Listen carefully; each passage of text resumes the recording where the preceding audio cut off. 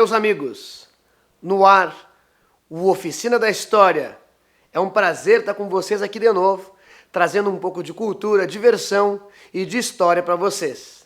O programa de hoje, nós vamos falar sobre um dos episódios mais marcantes da história do Rio Grande do Sul e também da história do Brasil. Nós vamos falar sobre a Guerra dos Farrapos.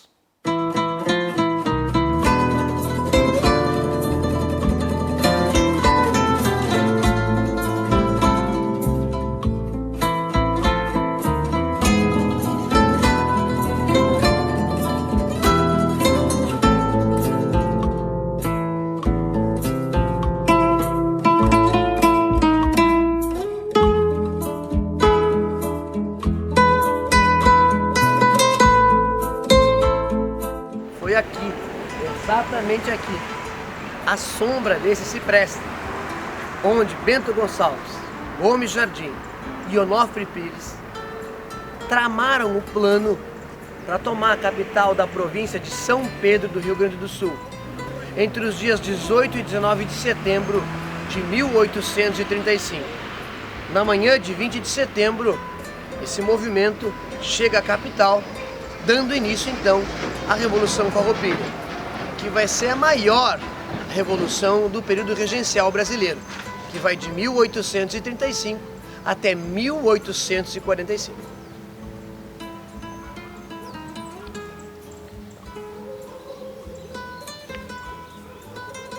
A Revolução Farroupilha tem início em 20 de setembro de 1835 e ela vai durar longos 10 anos, até 1845, vai terminar já no período do segundo reinado de Dom Pedro II.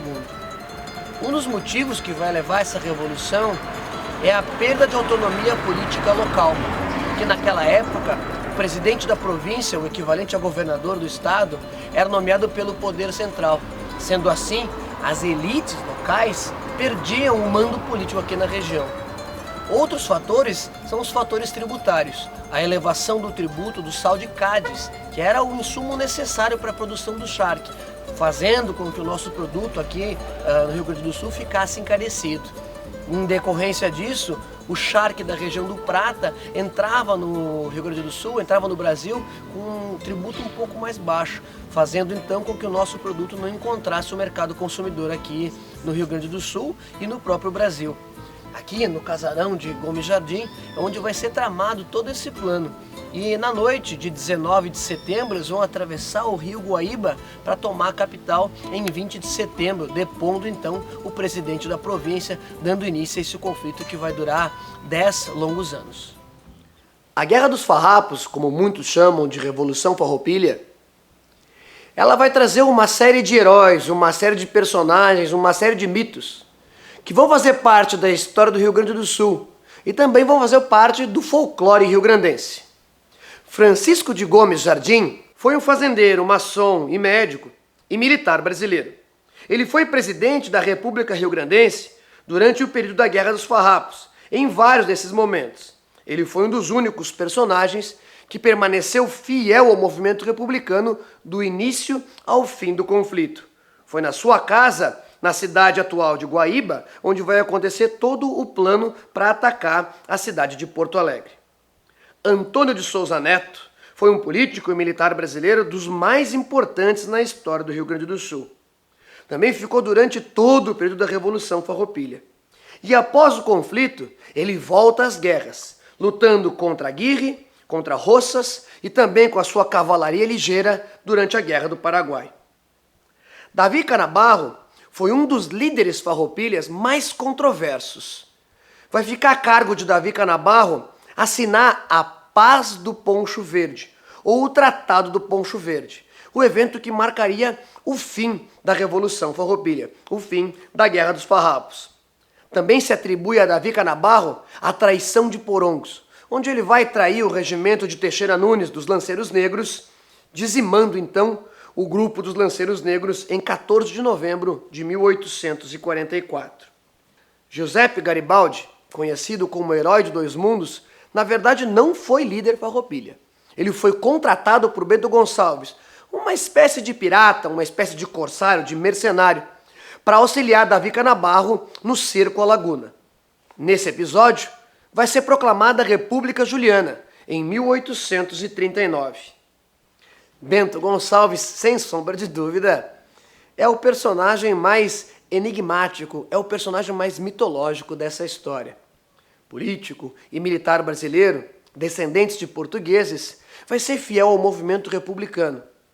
Já nos anos de 43 a 44, o movimento republicano rio-grandense passa a perder força.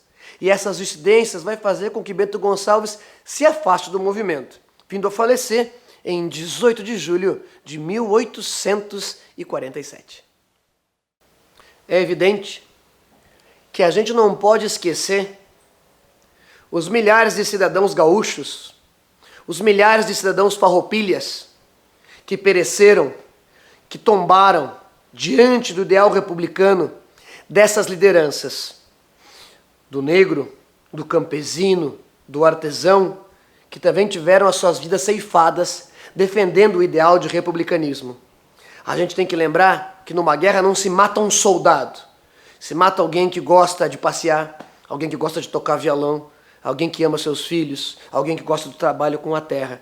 A gente mata uma porção de pequenas histórias, uma porção de pequenos personagens que poderiam fazer parte, que poderiam contribuir de maneira absolutamente incrível para a história desse chão, para a história desse povo, para a história do Rio Grande do Sul.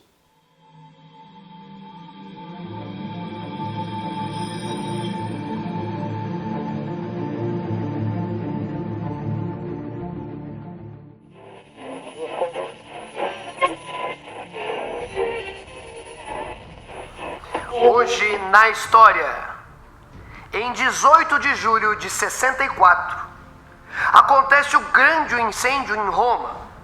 Começa a queimar boa parte da cidade. Por muitos anos se atribuiu esse incêndio aos cristãos. Mais tarde descobriu que quem mandou atear fogo em Roma foi o próprio imperador romano Nero, que assistiu aquilo tudo às gargalhadas tocando a sua lira. Em 18 de julho de 1841, após o golpe da maioridade, Dom Pedro II é coroado imperador do Brasil. Tem início, então, o segundo reinado brasileiro, que vai durar até 15 de novembro de 1889.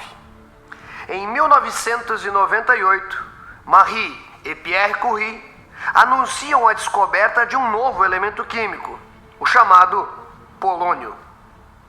Em 18 de julho de 1909, acontece o primeiro clássico Grenal da história. Em 18 de julho de 1925, após a prisão, Adolf Hitler publica o livro Mein Kampf, conhecido como Minha Luta, que vai conter as bases da doutrina nazista. Em 18 de julho de 1936, o general espanhol Francisco Franco dá um golpe de Estado, tendo início a violentíssima Guerra Civil Espanhola. Em 1971, no dia 18 de julho, acontece a última partida em que Pelé atua como jogador da Seleção Brasileira de Futebol. 18 de julho é o Dia Nacional do Trovador. Em 18 de julho de 1918, nasce Nelson Mandela, líder africano, presidente da África do Sul, falecido no ano de 2013. Em 18 de julho de 1956, nasce o ator americano Tom Hanks. Em 1374, no dia 18 de julho, morre o poeta italiano Francesco Petrarca, um dos precursores do movimento renascentista. Em 1610, em 18 de julho, morre o pintor italiano Caravaggio. Em 18 de julho de 1847, morre Bento Gonçalves, militar e político brasileiro, famoso pela sua liderança durante a Guerra dos Farrapos. Em 18 de julho de 1967, morre Humberto Castelo Branco, o primeiro presidente do período da ditadura militar brasileira. Em 18 de julho de 1987, morre Gilberto Freire, escritor brasileiro, imortalizado pela sua obra Casa Grande e Senzala. E no ano de 2006, no dia 18 de julho, o Brasil perderia Raul Cortez, ator brasileiro. Esse foi o Hoje na História. A Guerra dos Farrapos tem início no dia 20 de setembro de 1835 e vai estender por longos 10 anos. O evento que marcaria esse início, então, é a tomada da capital rio-grandense, Porto Alegre. O presidente da província vai se afastar para conseguir mobilizar tropas e iniciar o contragolpe, iniciar a contraofensiva, e eles vão conseguir retomar a capital gaúcha já no ano seguinte, em 1836. No dia 11 de setembro de 1836, é proclamada a República Rio-Grandense. E Piratini vai ser escolhida para ser a capital farroupilha. Bento Gonçalves vai ser eleito o primeiro presidente dessa jovem república. Mas, no entanto, Bento Gonçalves, no momento dessa eleição, ele estava preso no Rio de Janeiro. Então eu convido agora a doce e simpática Iris Leão para contar pra gente como é que foi um pouquinho dessa história. Um dia o Bento pede para tomar um banho de mar. E ele vai nadando, passa da tentação, pega um barquinho que leva ele no navio, que desce pela costa brasileira e traz ele para o Rio Grande. Da onde das mãos de Gomes Jardim ele recebe o comando da República Rio-Grandense. Mas como é que ele conseguiu essa façanha, como diz o nosso hino? A maioria dos nossos heróis eram maçons, isso é um sinal maçônico. E quando ele chega no Forte do Mar, ele vai descobrir, pelos sinais maçônicos, que entre os soldados imperiais que eram para cuidar para ele não fugir, existiam soldados maçons. E os soldados avisaram para a maçonaria da Bahia que o Bento precisava voltar para o Rio Grande. Então a maçonaria colocou o barquinho, colocou o navio e foi a maçonaria que trouxe ele da Bahia para o Rio Grande. Claro que antes de entrar para tomar o banho de mar, ele molhou o pavio dos canhões. Esse é outro detalhe que nunca vemos livro, né? E aí o que acontece? Quando o guarda disse, aquele navio está levando o Bento, eles lhe dão um tiro de canhão, que era a maior arma da época, para afundar aquele navio. E ele não consegue acender, o pavio estava molhado, ele tinha previsto, né? Por quê? Então, no dia 6 de novembro, Piratini é estabelecida como a primeira capital da República Rio-Grandense. Agora, o Oficina da História vai viajar direto a Piratini, a primeira capital farroupilha. E de lá, a professora Paula vai contar como é que foi essa história para nós. Paula, vai daí. Assiste a Oficina da História. Bom, hoje eu estou aqui no prédio onde foi sede do Palácio da República Rio-Grandense para falar o porquê que Piratini foi escolhida para ser a capital farroupilha. Então, dada a sua posição estratégica, por ser uma região cercada de morros, se encontrar longe do mar, perto da fronteira, e ser uma vila bastante evoluída para a época, e com o calor que seus habitantes receberam no movimento, ela foi escolhida para ser sede das operações. E em 10 de setembro de 1836, Piratini torna-se capital da República Rio-Grandense. E ocorreram alguns fatos importantes durante o período em que Piratini sediou a capital. Dentre deles, a Batalha do Ceival, que ocorreu nos Campos do Menezes, próximo ao Arroio Ceival, no dia 10 de setembro de 1836, sendo que no dia seguinte, em 11 de setembro de 1836, o general Antônio de Souza Neto proclama a República Rio-Grandense. Sendo assim, declara guerra ao Império do Brasil.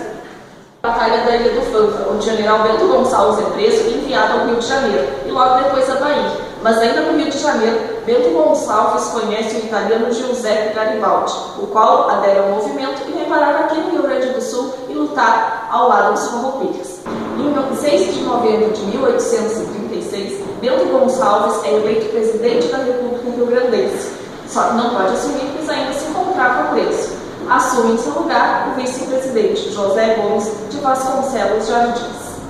Em 1937, após o ano de sua prisão, Bento Gonçalves consegue fugir do Forte do Mar, na Bahia, com a ajuda da maçonaria e retornar aqui para o Rio Grande do Sul, onde assume a presidência da recém-criada República Rio-Grandense. Em 1838, é editada a primeira edição do jornal O Povo, escrito pelo italiano Luigi Rossetti. Já em janeiro de 1839, a capital passa para Caçapava, pois Piratini encontrava em constantes ameaças. Bom, pessoal, eu fico por aqui. Tchau! Com o desenrolar da Guerra dos Farrapos, o movimento vai se espalhar pelas pradarias do Rio Grande e dia após dia, vitória após vitória, eles vão conquistando os territórios do interior aqui do Rio Grande do Sul. Após a tomada de Caçapava, Bento Gonçalves ordena a troca da capital, justamente por achar que seria um ponto estratégico. Mais uma vez, o Oficina da História, no caminho da história, vai viajar direto a Caçapava e de lá o professor Gilson Carlos vai contar como é que foi Caçapava durante o período da Guerra dos Farrapos. Professor Gilson. Localizado num dos pontos mais altos da Serra do Sudeste, a então Vila de Caçapava do Sul é escolhida para se tornar a segunda capital farroupilha em fevereiro de 1839. Aqui havia um excelente ponto de defesa para o exército republicano e para toda a estrutura burocrática republicana.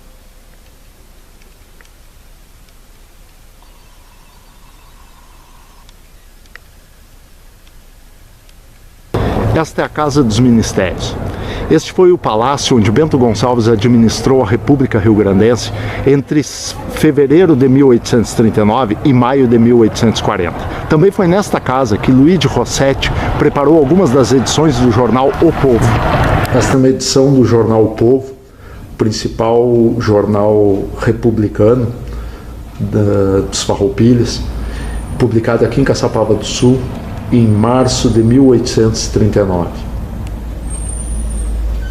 Este jornal era publicado por Luiz de Rossetti. Esse é o Reduto Militar Farroupilha, local onde cerca de 3.000 soldados rio-grandenses estabeleceram-se durante a ocupação de Caçapava.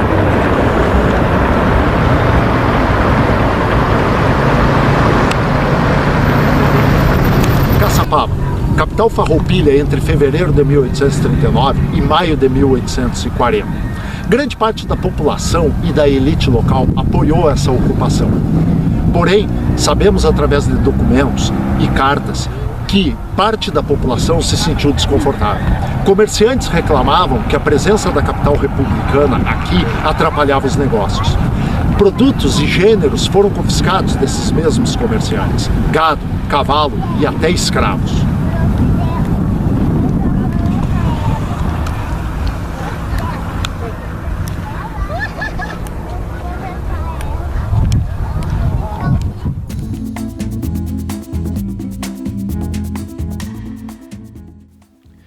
Muita gente insiste em dizer que o termo farrapos ou farroupilha é porque os que lutaram do lado dos republicanos usavam as roupas aos pedaços, aos trapos, aos farrapos.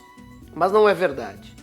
O termo farrapo ou farroupilha era um termo que designava os liberais exaltados, um grupo político mais revolucionário na história política do Brasil, já a partir dos anos 1820 e 1830. Você sabia que um dos grandes personagens da Guerra dos Farrapos, Giuseppe Garibaldi, conhecido como Herói de Dois Mundos, não era italiano? Giuseppe Garibaldi nasceu em Nice, na França, e muito cedo veio para o Brasil para engrossar a fileira dos revoltosos. A Guerra dos Farrapos, ela vai acabar passando das fronteiras do Rio Grande do Sul e vai chegar até o estado de Santa Catarina, quando o general Davi Canabarro, auxiliado por Giuseppe Garibaldi, vão tomar Laguna, proclamando então a República Juliana em 24 de julho de 1839. No entanto, a República Juliana não vai durar muito tempo e as tropas imperiais retomam o estado de Santa Catarina já em novembro daquele ano. A partir de 1840, o exército farroupilha, a República Rio-Grandense, ela passa a perder força, ela passa a se enfraquecer. É evidente, diante dos muitos anos de conflito, são quase 5 anos, 6 anos de maneira ininterrupta, onde não existe uma manutenção dessas tropas. O grande problema é a dissidência interna das lideranças farroupilhas, das lideranças republicanas. A partir de 1842, Caçapava é tomada pelos imperiais. Então, vai acontecer um período da nossa história chamado República Andarilha, onde então vão pegar todos os documentos da República e vão transportar de carroça de um lado para o outro, até que seja escolhida Alegrete como a nossa terceira e última capital farroupilha. E mais uma vez, o Oficina da História vai singrar as pradarias do Rio Grande.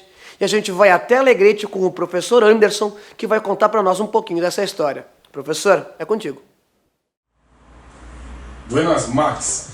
É um prazer poder colaborar com a Oficina na História e relatar um pouquinho do que aconteceu em Alegrete no período da Guerra Civil dos Farrapos. No período de 10 anos dessa Guerra Civil, que vai de 1835 a 1845, o município de Alegrete, como instituição política administrativa, não apoiou integralmente ao movimento Farroupilha, ao movimento republicano. A cidade, o município foi criado em 1831, instalado a partir de 1832, e quando surgiu o movimento rebelde, né, a revolta dos Farroupilhas e a República proclamada em 1836, o município não aderiu à causa republicana, ao movimento Farroupilha. Então, junto com outras câmaras da província de São Pedro, na época, Alegrete ficou apoiando ao lado da monarquia. E ela vai aderir à questão republicana a partir de 1837. Da mesma forma, também, a Câmara de Vereadores do município, na época, não foi até o final ao lado dos Farroupilhas.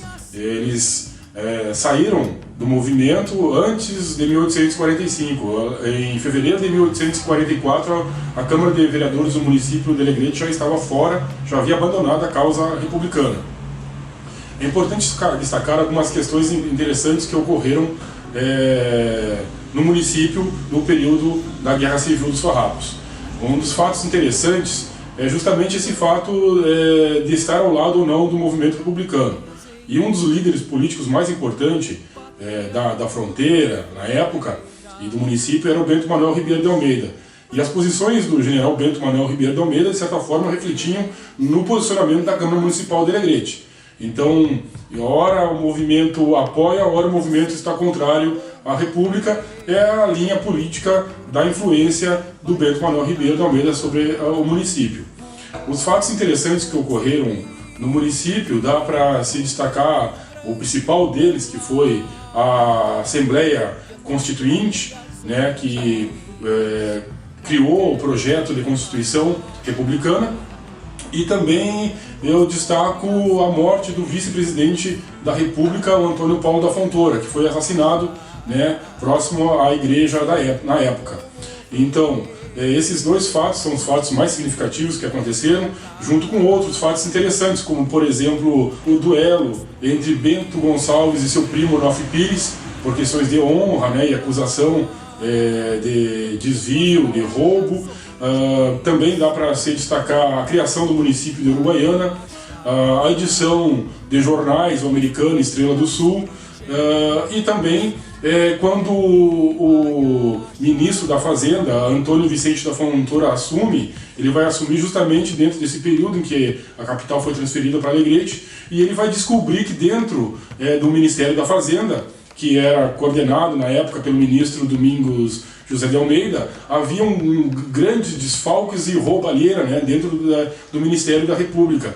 Então, no município de Alegrete vai acontecer o caso, o fim da República, com faltas muito sérias e graves, né, em relação à questão pública, como a questão do assassinato do vice-presidente, Antônio Paulo da Fontoura, que fazia parte do grupo de minoria, né, que não aceitava a ditadura do Bento Gonçalves, né, que dissolveu a Assembleia Constituinte, o mesmo modelo que Dom Pedro I fez quando dissolveu a Assembleia Constituinte de 1823. O Bento Gonçalves fez o mesmo ato em Alegrete, dissolvendo a Assembleia Constituinte também. E o Antônio Paulo da Fontoura fazia parte do grupo de minoria, que era o grupo Farroupilha de fato, e que ele, como vice-presidente, nunca assumiu a presidência, né? Porque o grupo majoritário nunca deixou que o grupo Farroupilha assumisse a presidência da República.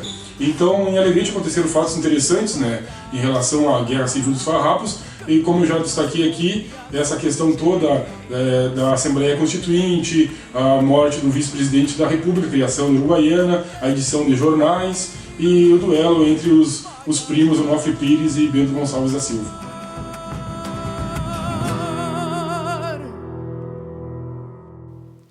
Toda história e toda guerra tem os seus vilões e suas vilanias. Infelizmente, aqui na Guerra dos Farrapos não podia ser diferente. A última grande batalha, o último grande evento dessa página sangrenta da história rio-grandense é a Batalha de Porongos, ou Surpresa de Porongos, onde o regimento de lanceiros negros, composto por escravos e ex-escravos, sob a liderança de Teixeira Nunes, é dizimada pelas tropas imperiais. Esse evento, ele manchou a história dos próprios farrapos, uma vez que há suspeitas que o líder Davi Canabarro ordenou que os regimentos dos lanceiros fossem desarmados. Então eles não tiveram reação quando foram atacados pelas tropas imperiais. Foram massacrados, foram dizimados. A grande questão é que havia sido prometido para esses escravos a liberdade após a Guerra dos Farrapos. O que acontece é que o Brasil imperial, uma sociedade escravocrata que dependia da mão de obra escrava, teria um problema caso houvesse escravos libertos numa única unidade da federação. Davi Canabarro, ele entrou para a história como um líder bastante controverso, uma vez que apoiou os republicanos, mas ao mesmo tempo mandou desarmar o regimento dos lanceiros negros, então deixando uma mancha triste na história do Rio Grande do Sul. Sob a liderança de Canabarro e de Duque de Caxias, é firmado o Tratado do Poncho Verde, ou Paz do Poncho Verde, pondo fim a 10 anos de guerra aqui no Rio Grande do Sul, o maior conflito da história brasileira, 1º de março de 1845, prometendo a liberdade, a anistia e inclusive a incorporação dos farroupilhas no exército imperial. Gente, esse é um tema que é fácil de falar e é um tema que também não se esgota. A Guerra dos Farrapos, que vai então criar o mito do gaúcho, vai criar o mito farroupilha, onde o gaúcho canta a plenos pulmões o hino, servindo as nossas façanhas de modelo a toda a terra.